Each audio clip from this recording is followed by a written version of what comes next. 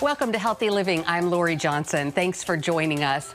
Today, our topic is how to heal our gut to prevent and reverse every type of disease. My guest is Dr. Stephen Gundry, who is a world-famous cardiothoracic surgeon and an expert on gut health, best-selling author, and is releasing a brand new book called Gut Check: Unleash the Power of Your Microbiome to Reverse Disease and Transform Your Mental, Physical, and Emotional Health. Dr. Gundry, welcome back to the show. It's great to see you. Thanks for being here. Hey, thanks for having me, Lori, and great to see you as well. So you've been talking about gut health for many, many years, and really one of the first people to talk. I've interviewed you about this many years ago, and yet you're still so passionate about this topic and still have so much to say about it. You know, you always talk about, at the beginning of your books, when you talk about gut health, Hippocrates, and how even though this phenomenon of gut health is relatively new to the scientific community, in a way, it's thousands of years old, right? You know, you're absolutely right. Hippocrates, the father of medicine, said 2,500 years ago that all disease begins in the gut. And this book really is, the culmination of my research and other people's research to show that Hippocrates was right, that all disease begins in the gut. And the good news is that all disease can be reversed in the gut. And that's the important message to take home.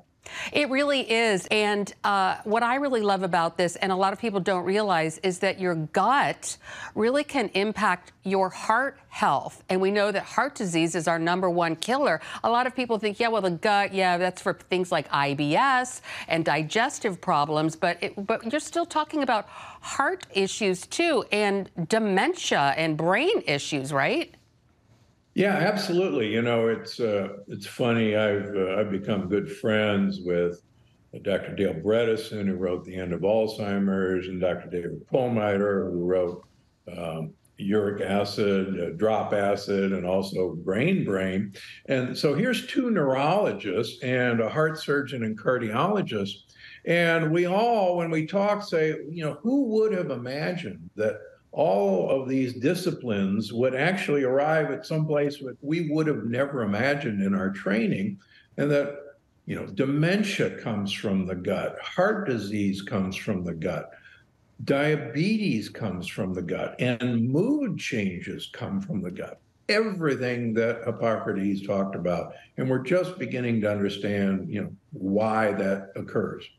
And not only those chronic diseases, but also more acute conditions, like as we enter into cold and flu season, we talk about how our immune system, like 70 to 80% of the immune system, is located in the gut.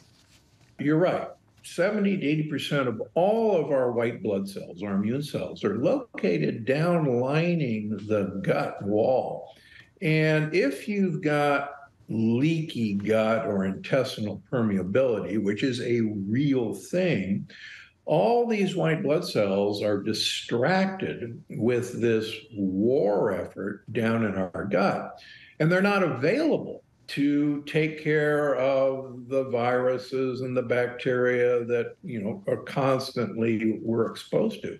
And that explains why people with, chronic diseases like heart disease, like high blood pressure, like diabetes, were much more susceptible to not only catching COVID, but also from dying from COVID, because the immune system was distracted. And that goes the same with cancer. We know that cancer is becoming more and more common in young people. Now we're telling people to get colonoscopy in their 40s rather than their 50s. And a recent report shows that women breast cancer now is a 40-year-old problem, not a 50-year-old problem.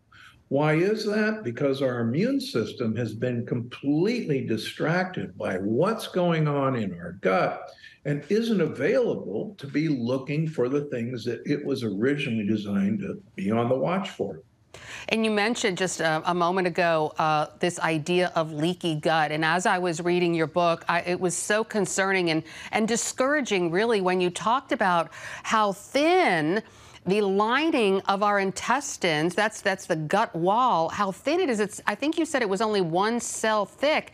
And so it's easy to see how you can poke a hole through it, and then you would have this leakage. And so you call this thing leaky gut, where things that are supposed to stay in our intestines are getting out and causing all kinds of problems. So let's talk about, number one, how do you know if you have a leaky gut, or more importantly, how do you fix a leaky gut or prevent getting one? I still see patients 6 days a week, even on the weekends. And we now are able to test for leaky gut. We can actually do it at-home finger prick test. But 100% of people that I see with any issue, and I do mean that literally, if you've got headaches, guarantee you have leaky gut. If you have IBS, you have leaky gut. If you have anxiety, depression, you have leaky gut.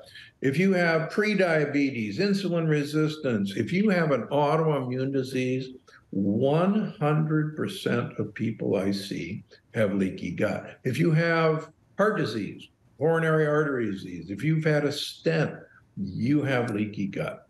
It's that prevalent. Because the lining of the gut, it's like tissue paper. It's so easy to break. And so let's talk about how, what some of the things that cause a leaky gut and how to stop doing that. I'm glad you brought that up. One of the things that really amazed me, once we had tests that could identify what sort of antibodies we have against various foods in our diet, one of the shocking things is that 100% of people with leaky gut have antibodies to the various forms of wheat germ agglutinin, gluten, non-gluten proteins, rye, barley, oats. They have antibodies to these things. Even if I have people who have been gluten-free for 10 years that still have active antibodies against the various forms of wheat. And that's a real eye-opener. And wheat germ agglutinin is actually in whole wheat. And telling people they should be eating whole grains is actually a very recent part of our diet. No one ate whole grains when I was growing up. And we were removing some of the harmful particles in these grains. The other thing that's shocking is that 70% of people with leaky gut, in my practice, 70% of them react to the various components of corn with antibodies as well. That's pretty scary.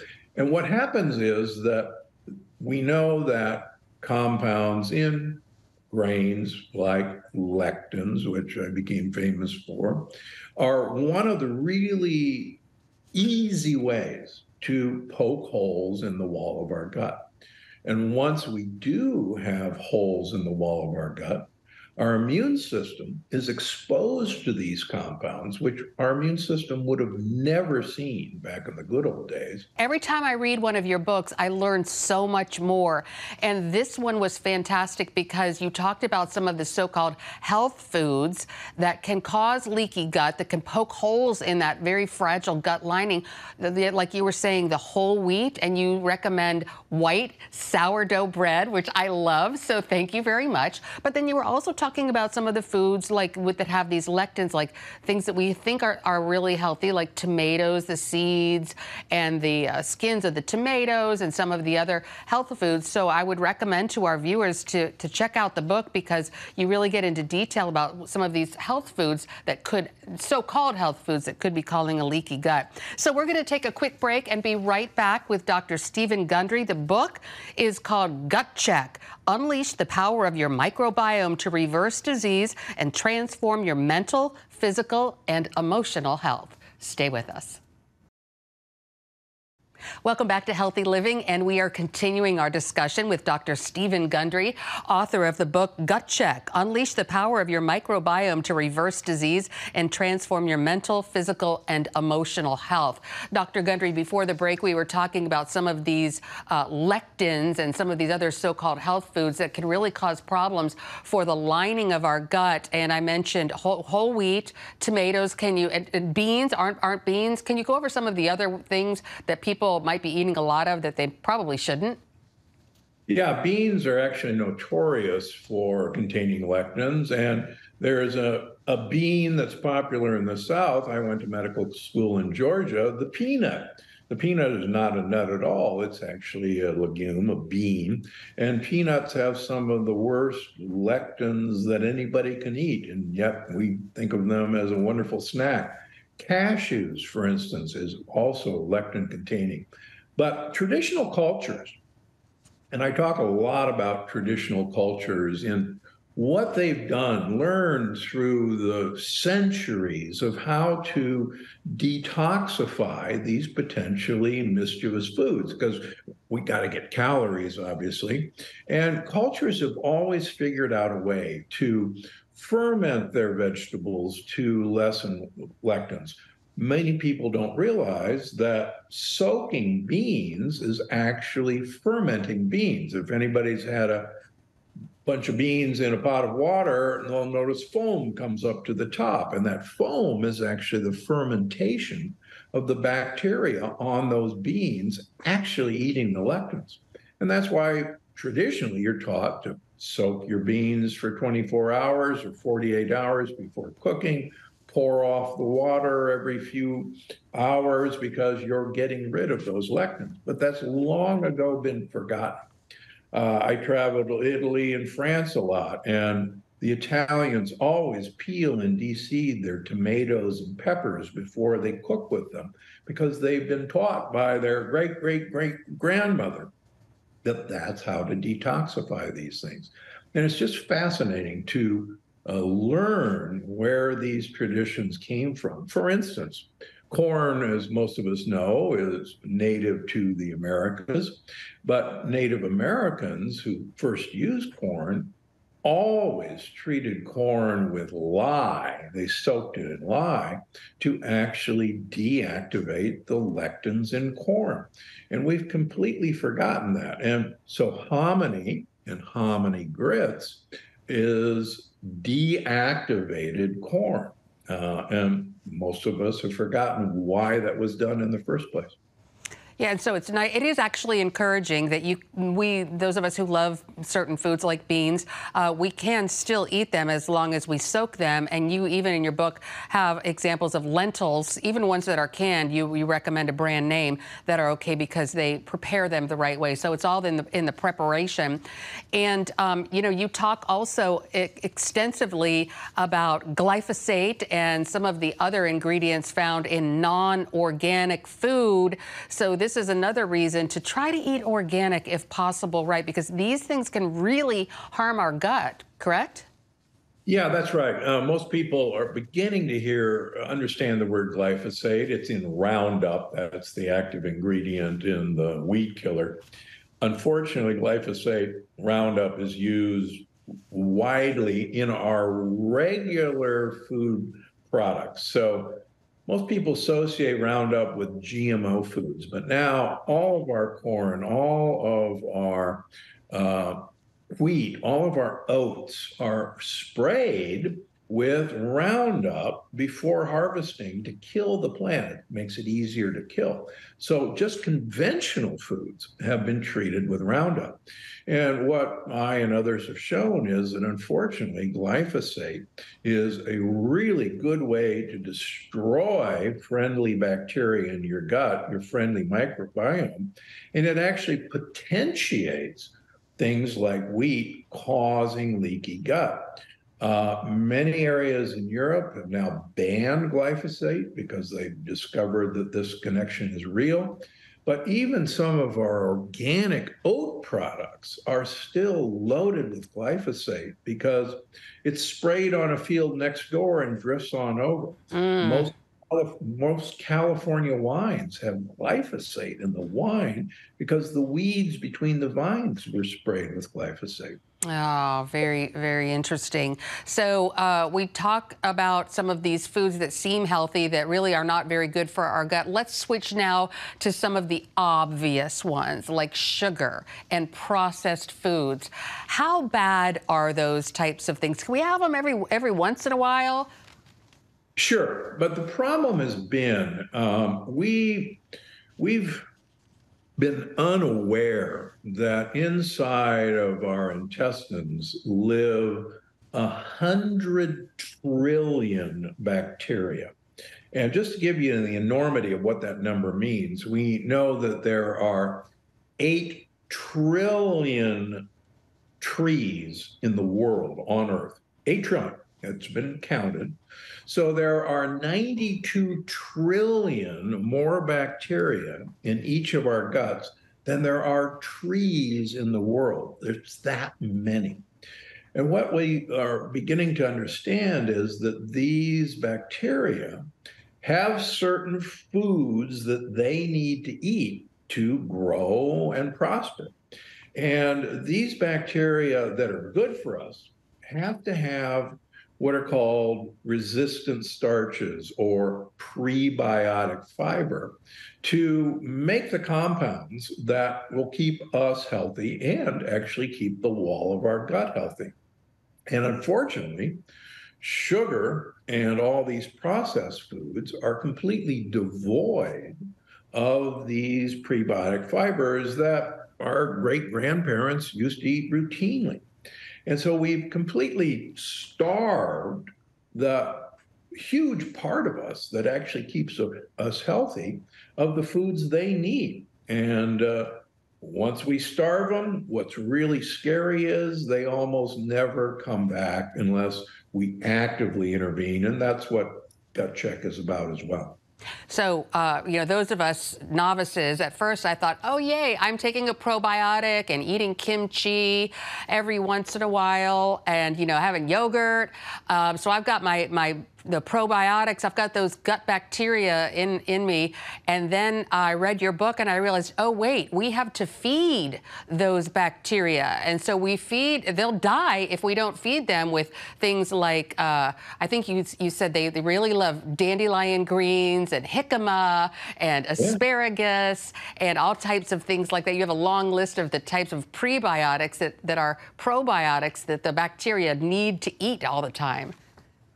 Yeah, it's amazing. If we don't keep giving these guys what they want to eat, and we have nice lists in the book and great recipes on how to do it, we know that they'll just kind of give up the ship and not produce these compounds that we need for optimal health. And these compounds have a confusing name. They're called postbiotics. So most people have heard of probiotics, friendly bacteria. We're beginning to understand they need food called prebiotics, but they need that food to produce all these compounds that are called postbiotics. And the exciting thing is that these bacteria actually talk to our heart, to our brain. They control our mood. They actually control our hormones. There's an entire chapter about women's hormones being actually controlled and manipulated by the bacteria in our gut.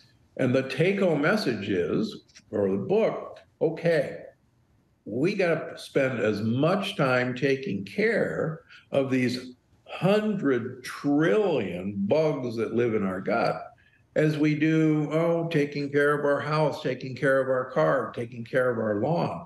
And if we put that sort of effort into taking care of these guys, the exciting thing is, just like Hippocrates said, they'll take care of us. And that's the whole point of the book. Absolutely. All right, we're going to take another break and be right back with Dr. Stephen Gundry. The book is called Gut Check. Stay tuned. Welcome back, and we're talking with Dr. Stephen Gundry, author of the book Gut Check. Dr. Gundry, we talked about so many things we shouldn't do. Let's talk about some of the things that we should be doing. Well, one of the first things that people can do that can make a big difference is to get more fermented foods into their diet. And one of the really easy ways is to enjoy vinegars. Vinegars are actually one of the best fermented foods that you can eat. Believe it or not, I'm the inventor of the fake Coke, where you take sparkling water and put some balsamic vinegar in it, stir it around, and it is one of the best ways to feed friendly bacteria. Also, get yourself some plain sheep yogurt, goat yogurt. It's easy to find even in Trader Joe's. Get yourself coconut yogurt.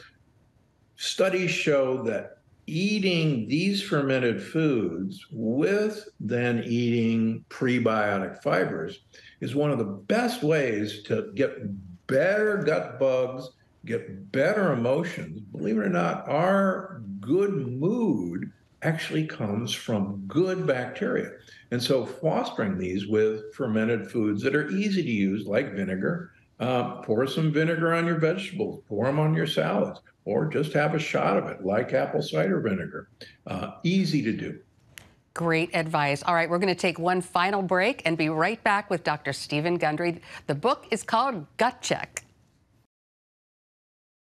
Welcome back, and we're talking with Dr. Stephen Gundry about all the ways to improve our gut health, and we really didn't even scratch the surface. You go into a great deal about the importance of polyphenols and olive oil, and so many wonderful recipes are in the book as well. And then you also talk about some of common medications that we should really avoid. Dr. Gundry, any final thoughts? We've unfortunately really screwed up probably the most important little group of bugs that we should be counting on. But the great news about Gut Check is you can change it within days of changing your diet, and you can repair your leaky gut. Over 94% of autoimmune patients following Gut Check program resolve their autoimmune disease within 9 months. And that's actually incredibly exciting news. It is, and I'm so glad that we were able to end on such a positive, encouraging note, because we can do it, and you lay out the plan so perfectly in Gut Check. Dr. Gundry, it's always a pleasure to see you. Thank you so much for being with us today. We appreciate your time. Thanks, Lori. Good to see you. And thanks to you for joining us for this edition of Healthy Living. I'm Lori Johnson, and we'll see you again next week.